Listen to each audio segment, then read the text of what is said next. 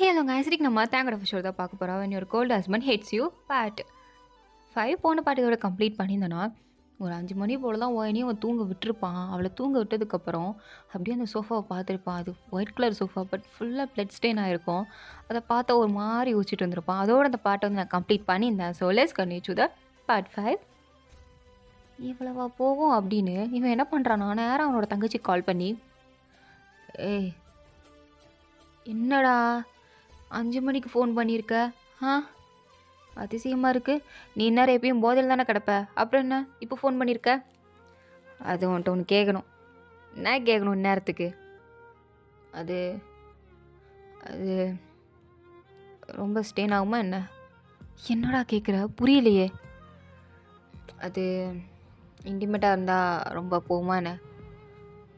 என்னடா நீ ஒரு தங்கச்சிட்ட கேட்குற கேள்வியே இது அப்படின்னு கேட்கும்போது, மூட்டு சொல்கிறீ. உன் எதுவும் பண்ணிட்டியாடா?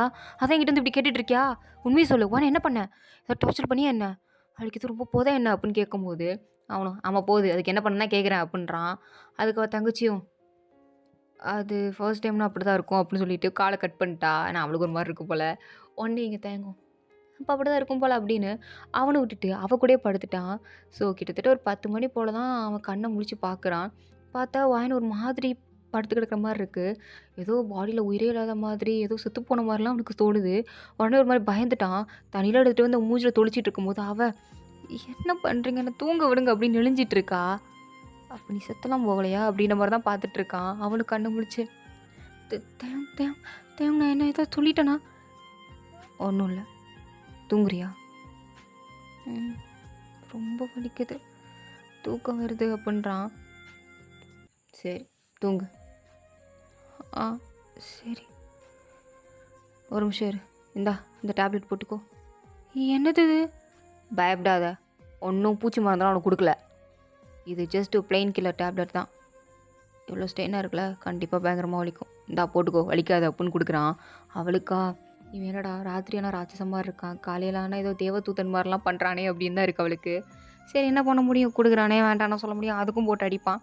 தேவையா அப்படின்னு அவளும் வாங்கி வாய்க்குள்ளே போட்டு தண்ணியெல்லாம் குடிக்கிறா. குடித்ததுக்கப்புறம் தயம் தயம் நடி, அது அது மணி 10 ஆச்சு. சரி எனக்கு பசிக்குது. அதுக்கு நான் அவளுக்கு சமைச்சு கொடுக்கணுமா? என்னது?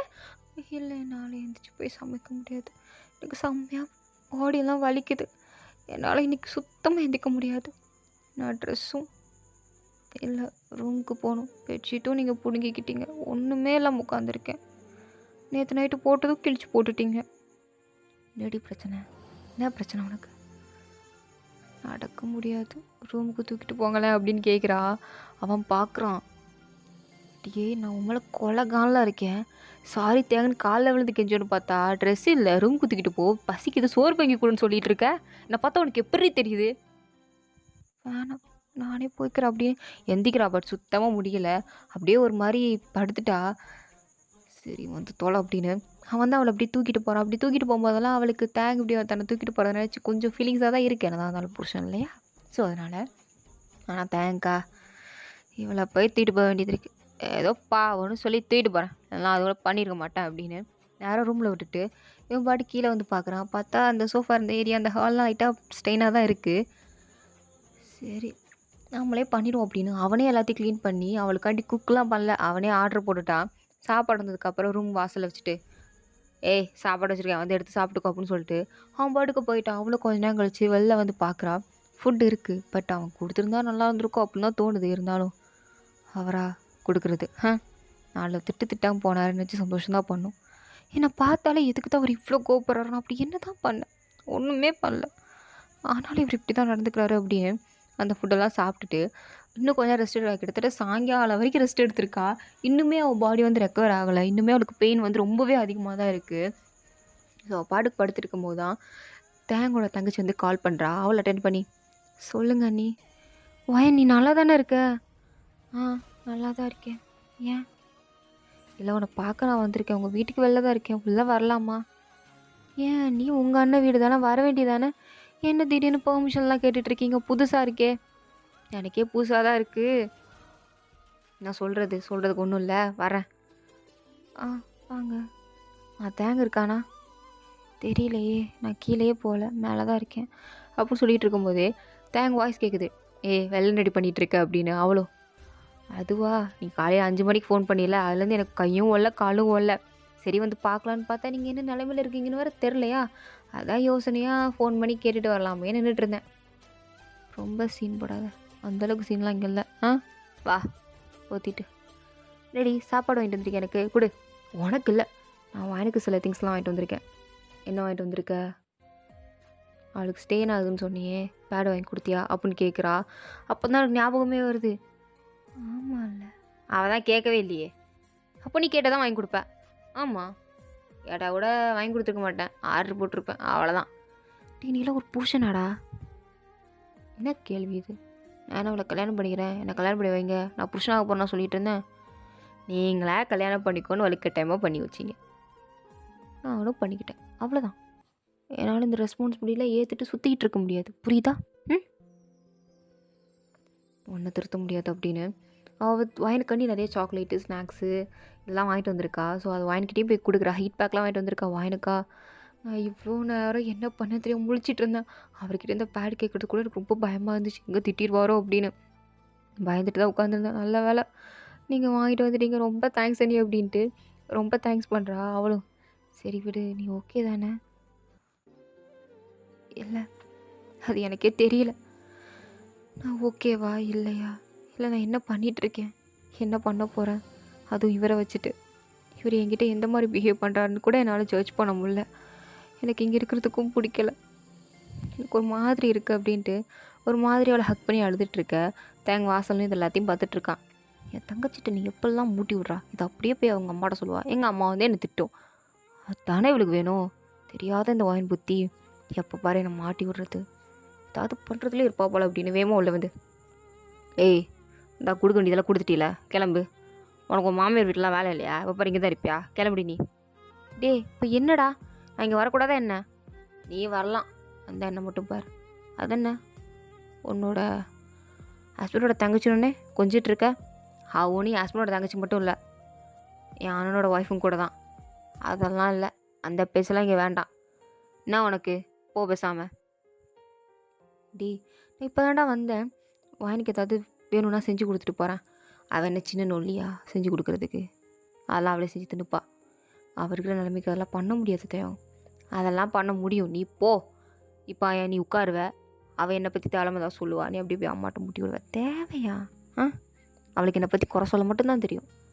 டியா உன்னை பற்றி எதுவுமே சொல்லலடா, எனக்கு தெரியாத அவளை பற்றி நீ பேசாமல் போ அப்படின்னு தங்கச்சி அங்கேருந்து அடிக்காத குறையாக அடித்து பற்றிட்டு இருக்கான். வாணி இதெல்லாத்தையும் பார்க்குறா. நான் சொல்லாததெல்லாம் சொன்னேன்னு சொல்லிகிட்ருக்காரு. இவரை நான் என்னன்னு சொல்கிறது? சொல்கிறதுக்கு ஒன்றும் இல்லை. ஏன் இவர் என்ன புரிஞ்சிக்கவே மாட்டேங்கிறாரு, என்னை போட்டு இப்படி டார்ச்சர் பண்ணுறாரு. நான் அவர்கிட்ட என்னன்னு சொல்லுவேன், என்னன்னு புரிய வைக்கிறது? சத்தியமாக எனக்கு தெரில அப்படின்னு அவள் அப்படியே பேரஞ்ச மாதிரி தான் உட்காந்துருக்க. தேங்காய் போனதுக்கப்புறம் ரூமுக்கு வந்து ரெடி சொன்னேன் தங்கச்சிக்கிட்ட. என்ன சொன்னேன்? ஒன்றும் சொல்லலை தேவம். நான் என்ன சொல்லிட போகிறேன், எதுவுமே சொல்லலை. சொல்லலையா? நான் தான் கேட்டுட்டு இருந்தேனே, அவரை பார்த்தாலே பயமாக இருக்குது, நடுங்குது, கை நடுங்குது, கால் நடுங்குது, ஏதோ சீன் போட்டுட்டு இருந்தேன். நான் என்ன உன்னை கழுத்து பிடிச்சி நெரிச்சு உன்னை தூக்கில் அடி தொங்க விட்டேன் என்னை பார்த்து பயமாக இருக்கிறதுக்கு? ஆமாம் அதை தானே பண்ணிங்க அப்படின்ற மாதிரியே அவள் பார்க்குறா. எந்த பதிலும் சொல்லாமல். கேட்குறேன்ல, பதில் சொல்லு. பதில் சொல்லாமல் வாய் பூட்டிகிட்டு இருந்தா? இங்கே பாருங்கள், சத்தியமாக எனக்கு தெரில நான் என்ன பதில் சொல்லணும். நான் சொல்கிற பதில் உங்கள் சாட்டிஸ்ஃபேக்ஷனாக இருக்குமா அப்படின்னு எனக்கு தெரில. தயவு செஞ்சு என்னை விட்டுருங்க, என்னால் முடியல. எனக்கு அப்படியே பைத்தியம் பிடிக்கிற மாதிரி இருக்குது, என்னால் முடியல, விட்டுருங்க அப்படின்னு அவன் அப்படியே பேசிகிட்டு இருக்கும்போது அவனுக்கு இன்னுமே கோவம் தான் வருது. ஏதோ தன்னை கெட்டவனா அவன் சொல்கிறா அப்படின்னு அப்படியே அவளை கழுத்தை பிடிச்சிட்டு, உனக்கு உடம்பு சரியில்லைன்ற ஒரே காரணத்துக்காண்டி அமைதியாக இருக்கேன். ஏன்னா நானுமே அக்கா தங்கச்சிங்க கூட பிறந்தவன் தான், எனக்கு அம்மா இருக்குது, தங்கச்சி இருக்குது. அவங்க அந்த நிலமையில இருக்கும்போது நானும் கூட இருந்திருக்கேன். அதனால அந்த வலி எப்படி இருக்குங்கிறது பார்த்தேன், எனக்கு தெரியும். அதனால உன்னை அடிக்காமல் டார்ச்சர் பண்ணாமல் சும்மா விடுறேன். அதுவும் என்னால் உனக்கு இது வந்துச்சுன்னு இல்லைன்னு வச்சுக்கோயேன், தூக்கி போட்டு நேரம் மித்தி மிதிச்சிருப்போம் உனைய. அவ்வளோ கோவம் வருது எனக்கு. ஏதோ விட்டுறேன், பொழைச்சி போகணும். இதுக்கடுத்து என்கிட்ட இந்த மாதிரி நீங்கள் இப்படி பண்ணுறீங்க அப்படி பண்ணுறீங்கன்னு சென்டிமெண்ட்டு கழுதியா பேசுனேன்னு வச்சுக்கோயேன், அவ்வளோதான், வேறு மாதிரி வரும். ம் புரியுதா? ம் புரியுது. அது அப்படி பேசணும் அப்படின்ட்டு அவன் பாட்டுக்கு போயிட்டான். அவளுக்கா என்னடா இது வாழ்க்கை, சத்தியமாக வாழ பிடிக்கல. இவன் என்னை போட்டு இப்படி டார்ச்சர் பண்ணுறான் கடவுளே அப்படின்னு அவள் அவ்வளோதான் தலை மேலே கையை வச்சுட்டு உட்காந்துட்டா. இதுக்கு மேலே தான் வாழ்க்கையில் என்ன பண்ண போகிறான்னு தெரியாமல் இங்கே தேங்க அவன் பாட்டுக்க வீட்டுக்குள்ளேயே பார் ஓப்பன் பண்ணிட்டான். ஏன்னா வீட்டுக்குள்ளேயே தனி ஒரு பார் செட்டப்பே இருக்குது அவனுக்காண்டி. அங்கே உட்காந்து அவன் பாட்டு குடிச்சிட்டு இருக்கும்போது ஜங்குக்கு கால் பண்ணி, மச்சான் எனக்கு ஒரு மாறு இருக்குடா, நீ வாடா. என்னடா வீட்டுக்கெலாம் நீ அடிக்கடி கூட மாட்டே, இப்போல்லாம் அடிக்கடி கூப்பிடுற, அது ஒரு மாதிரி இருக்குது, கஷ்டமாக இருக்குது, நீ வா, எனக்கு யாரு கூடயாவது பேசணும்னு தோணுது மச்சான். தேங்கு நீயாடா, நீ அப்படிலாம் சொல்கிற யாரு கூட பேசணும்னு தோணுதுன்னு? அப்போல்லாம் சொல்லவே மாட்டியா மச்சான், அவன் வாயிலேருந்து புதுசாக வருது, என்ன விஷயம், என்ன மேட்ரு, நீ முட்டு வா, மேட்ரு என்னன்னு அப்புறம் சொல்கிறேன் அப்படின்னு காலை கட் பண்ணிட்டான். ஜக்கு சும்மா வராமல் ஜிமினி கூட்டிகிட்டு வந்துட்டான். ஜிம்முன் வந்ததும் டேய் உன் ஒய்ஃப் எங்கடா அப்படின்னு தான் கேட்குறான். டே உனக்கு என்னடா அவன் மேலே ஒரு கண்ணு, வேணுமா உனக்கு, என்ன தூக்கிட்டு போ, எனக்கு ஒரு பிரச்சனையும் இல்லை. டே தேவம் லூஸ் மாதிரி பேசாத, அந்த ஜிம்மன் பையன் தான் குறுக்கட்டத்தன மாதிரி சொல்கிறானா, நீ என்னடானா அவனுக்கு சப்போர்ட் பண்ணுற மாதிரி தூக்கிட்டு போன்னு சொல்லிட்டு இருக்க. இருந்தாலும் உங்கள் ஒய்ஃப் ஓகேவா, ஒய்ஃப்க்கான ரெஸ்பெக்டை கொடு. அடப்பா என்ன விளக்குன ரெஸ்பெக்டோ, எனக்கு எரிச்சலாக வருது. சரி வாயினுங்க, நீ மட்டும் இங்கே உட்காந்துருக்க, மேலே ரூமில் இருக்கா. அவங்களுக்கு டின்னர் ஏதாவது செஞ்சு கொடுத்தியா, இல்லை அவங்க ஏதாவது செஞ்சாங்களா, சாப்பிட்டாங்களா இல்லையா, யாருக்கு தெரியும். காலைல சோறு கொடுத்தேன், மத்தியானம் கொடுக்கல, அடுத்த நாள் எதுவுமே அவளுக்கு கொடுக்கல, அவளுக்கு கீழே இறங்கி வந்து கேட்கல. டே என்னடா நீலாம் மனுஷன் தானா தேங்க, நீ என்னிலேருந்து இப்படி மாறிட்டேன் எனக்கு புரியல தேவம். டே என்னடா என்ன மாறிட்டேன், என்ன பார்த்த நீ அதெல்லாம் ஒரு கருமும் இல்லை, எல்லாம் அப்படி தான் இருக்குது. டே அந்த பொண்ணு காலையில் மட்டும் தான் சாப்பிட்ருக்கு, அதுக்குன்னு சாப்பிடவே இல்லைடா. அதுக்கு போய் ஜூஸ் அது கொடு, அதெல்லாம் கொடுக்க முடியாது, அவளுக்கு என்னத்தை போய் கொடுக்க, என் தங்கச்சி ஆல்ரெடி சாக்லேட் கிக்லேட் வாங்கி கொடுத்தா தின்னுட்டு இருந்திருப்பா. அப்படியே லூசு பையிலே ஒரு புருஷனாக இருந்து நீ தான் இதெல்லாம் கொடுக்கணும், உன் தங்கச்சி வந்து கொடுத்துருக்கு, உனக்கு அறிவு இருக்கா இல்லையா, போய் கொடு. அதெல்லாம் கொடுக்க முடியாது, டே நீ கொடுறா, நான் போய் வாங்கி கொடுத்துட்டு வரேன் அப்படின்னு ஜிம்மன் வாங்கிட்டு, நீ இங்கே ஏறு மச்சான், ரூம் ஒரு ரூம் தானே, ஒரு ரூமில் தானே இருக்காங்க, நான் போய் கொடுத்துட்டு வரேன் அப்படின்னு ஜிம்மன் வாங்கிட்டு ஸ்டெப்ஸ் வரைக்கும் ஏறிட்டான். திடீர்னு டே நெல்லு அப்படின்னு ஒரு சவுண்டு தான். ஜிம்மன் நின்றுட்டே அப்படியே திரும்பி பார்க்குறான். ஜங்குக் சிரிச்சிட்டே, என்ன மச்சான் பேருக்கான நிப்பாட சொன்னேன், அவன் போய் கொடுக்கட்டும், நிற்காரு. ஒரு ராணி விடுங்கண்ணா, எங்கள் வீட்டுக்கு வந்திருக்கீங்க, நீங்களாம் கெஸ்ட்டு மாதிரி, நீங்கள் கீழே உட்காந்து சரக்கு குடிங்க, நான் போய் கொடுத்துக்கிறேன், எனக்கு தெரியும் என் அமௌண்ட் தானே. பாரா உன் வாழ்ந்து இந்த வாரத்தில் வருதா என் அமௌண்ட் தானேன்னு அதிசயமாக இருக்கே அவங்க முதல்ல சொல்லியிருக்கவா என்ன இப்படி இவங்களுக்கு திடீர்னு மூடு அப்படின்ட்டு அவன் ஜூஸை வாங்குறான். ஜிம்மன் நீ ஏன் மச்சான் ஏறி வர, அதானே ஏறி வந்துட்டல்ல, நீ உட்காந்து சரக்கடி மச்சான், நான் போய் கொடுக்குறேன், நீ பொத்திட்டு போடா எனக்கு தெரியும் அப்படின்ட்டு தேங்க் படுக்க ரூம் கிட்டே வந்து கதவை திறந்துட்டான். வாயனுக்குமே ஐயோ இதை சாப்பிட்டா நல்லாயிருக்குமே அப்படின்னு தான் இருக்கும். ஒரு மாதிரி சாக்லேட்டை பாதி சாப்பிட்டு பாதி சாப்பிட மாதிரியே ஊற்று பார்த்துட்டு இருந்திருப்பா. இவன் உள்ளே வரதை பார்த்தது அப்படி ஏஞ்சி நின்று, சொல்லுங்கள் தேவம் என்னாச்சு, டின்னர் சாப்பிட்றியா, வேணாம் பசிக்கலை. ஓ பசிக்கலையா, சரி போகிறேன். தேங்க ஒரு நிமிஷம், என்ன ஜூஸ் எனக்கு வேணும், கொடுக்குறீங்களா? ஜூஸ் வேணும்னு கேட்டேன், எனக்கு டின்னர் வேணாம், ஆனால் ஏதாவது குடிக்கணுமோன்ட்டுருக்கு, நீங்கள் ஜூஸ் குடிக்கிறீங்களா ப்ளீஸ் தயாங்க அப்படின்னு கேட்குறா. அவனுக்கா என்னடா இவ்வளோ க்யூட்டாக கேட்குறாளே அப்படின்னு தான் இருக்குது.